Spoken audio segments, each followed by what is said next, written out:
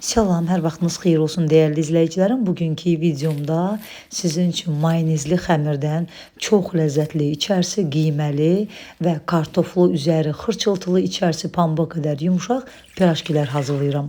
Xəmir üçün 200 ml stəkan ölçüsü ilə 2 stəkan, yəni 400 ml ilıq su götürürük. Üzərinə 2 yemək qaşığı yarım quru maya və 2 yemək qaşığı şəkər tozu, ümumilikdə istifadə edəcəyimiz undan da 3 yemək qaşığı üzərinə əlavə edirik və bunu yaxşı-yaxşı qarışdırırıq ki, un topa şəklində qalmasın, tamamilə açılsın. Maya da həll olduqdan sonra üzərinə bir çay dəsmalı örtürük və bir 15 dəqiqə gözlədirik ki, mayamız qalsın, aktivləşsin.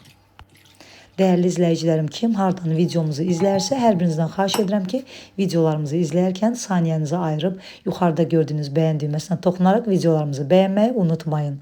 Və maya aktivləşdikdən sonra mayanın üzərinə ev temperaturunda olan 300 qram istənilən mayonez əlavə edirik. Mayonez olaraq, yəni istədiyiniz mayonezdən istifadə edə bilərsiniz. 300 qram mayonezi də içərisinə əlavə etdikdən sonra yumurta çırpan vasitəsilə yaxşı-yaxşı bunu da qarışdırıram ki, gördüyünüz kimi mayonez də topa şəklində qalmasın. Ən sonda isə hissə un əlavə edirik və üzərinə də 2 çay qaşığı duz əlavə edərək xəmiri əvvəlcə qaşıqla qarışdırıram. Çünki hələ durudur. Artıq xəmir qatlaşmağa doğru getdikdə xəmiri əllə yoğuracam. Onu da çalışın ki, hissə əlavə edərək xəmiri yoğurun. Çünki xəmir yumuşaq və ələ yapışmayan bir xəmir olmalıdır. Bir dəfəyə yox, hissə əlavə edərək xəmiri yoğurmaq lazımdır. Bu xəmir üçün mən ümumilikdə 970 qram undan istifadə etdim. 970 qram unda hər zaman videolarımda istifadə etdiyim 200 ml stəkan ölçüsü ilə 7 stəkan yarım un eləyir. Bir də ola bilər ki, unların növündən asılı olaraq 7 stəkan yarımdan artıq hardasa bir 2 xörək qaşığı da artıq un istifadə oluna bilər. Baxın, görürsünüz, bu cür yumuşaq bir xəmirdir.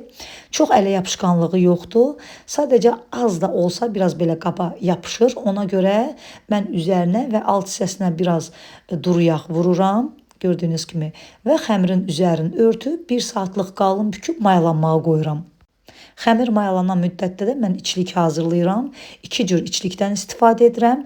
Burada dana ətini mən soğanla birlikdə ət maşından keçirtmişəm. Biraz tavaya yağ əlavə edirəm. Soğanla birlikdə çəkdiyim dana ətini də tavanın içərisinə yağın üzərinə əlavə edirəm və tez-tez qarışdırıram ki, çiğliyi getsin. Gür odda tez-tez qarışdırdıqdan sonra ki, artıq çiğliyi gedir. Üzərinə duzun, qara isotunu da əlavə edirəm, qarışdırıram. Ətimiz yumuşaq ət olduğu üçün tez bişir. Əlavə su üzərinə əlavə etmirəm qətiyyən. Qapağını da üzərinə yerləşdirirəm və çox az vam odda bir qədər də bişirib götürürəm. Həm qiyməli içlikdən, həm də kartof içliyindən istifadə edəcəm. Kartof içliyi də bildiyiniz kimi adi püre içliyidir. Kartofu qaynatmışam, əzmişəm, duzun isotunu vurmuşam və ayrıca tavada biraz da soğan qovurdum. Onda kartof içliyini əlavə etdim. Bu da olur bizim kartof içliyimiz. Və artıq gördüyünüz kimi xəmirim çox gözəl mayalanıb. Hətta deyərdim 3 qatına çıxıb. Çox gözəl bir xəmirdir. Yumuşaq, ələ yapışmayan möhtəşəm bir xəmirdir. Xəmirdən mən 45 qramlıq kündələr tutdum.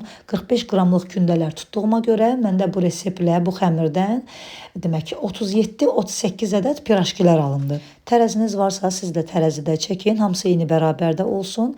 Əgər tərəziniz yoxdursa, onda gözəyarı olaraq da xəmiri kündələrə bölə bilərsiniz. Qeyd etdiyim kimi 37-38 ədəd məndə kündə alındı. Hamısını kündələdim. Kündələdikdən sonra üzərlərinə bir salafan örtürəm və bir 10-15 dəqiqə gözlədirəm ki, biraz kündələr öz mayasını alsınlar. Kündələr mayalandıqdan sonra artıq başlayıram içlik qoyub bükməyə. Onu deyə bilərəm ki, bu xəmir o qədər mükəmməl bir xəmirdir ki, həqiqətən də bu xəmirə nə yumurta, nə yağ, heç bir şey əlavə etmədim. Tərkibi gördüyünüz kimi sadəcə maya, duz, şəkər tozu, su, bir də mayonezdən ibarətdir. Suyu da mütləq ilıq halda, hətta ilıqdan biraz isti götürün, amma qaynar olmasın. İlıqdan biraz isti götürün, xəmiri yoğurursunuz. Mükəmməl, çox gözəl bir xəmir alınır. Xəmirə içlik qoyarkən artıq biraz duru yağ götürmüşəm. Həm masanın üzərinə biraz duru yağ əlavə edirəm. Bir də ki, kündələrin alt hissəsinə biraz duru yağ vururam ki, masanın üzərinə yapışmasınlar. Qiyməli içliklə olan pirajkiləri adi pirajki formasında uzunsov şəkildə bükdüm. Kartoflu içliklə olan pirajkiləri isə dairəvi formada düzəltdim ki, qiyməli içlikdən ayırd etmək olsun. Yəni yeyəndə bilək ki, bu ətlidir, digərləri isə kartofludur. Ona görə birini uzunsov, digərini isə yumru formada düzəltdim. Bu pirajkilər qaynar halda olarkən, isti halda olarkən daha da xırçıltılı olur, çox gözəl olur. Səhərə qalanda da o qədər yumşaq olur. 2 gün, 3 gün belə saxlasanız bu pirajkiləri indi hazırlamış kimi, yəni təptəzə, yumyumşaq qalacaq. Çox gözəl bir xəmirdir, mütləq sınayarsınız. Ümumiyyətlə içlik olaraq istədiyiniz içlikdən istifadə edə bilərsiniz. Ciyər içliyi olsun, kələmli içliklə hazırlayanlar var pirajkiləri. Düzdür, mən sevmirəm.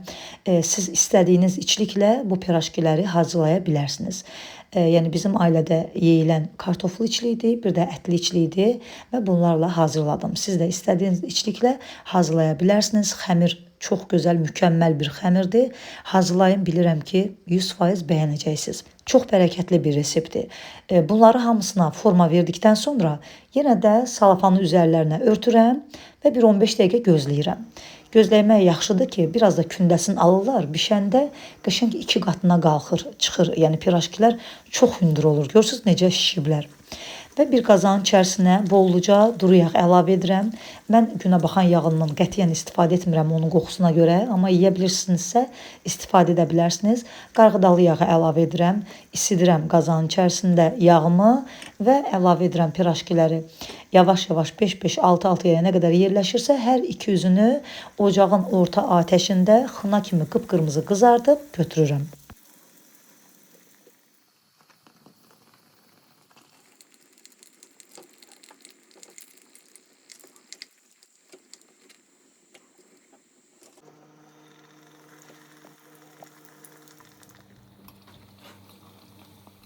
Və budur, artıq pirajkilərim hazır oldular. Gördüyünüz kimi xına kimi qıpqırmızı qızarıblar. Üzəri xırçıltılı, içərisi isə yumyumşaq və çox ləzzətlidirlər.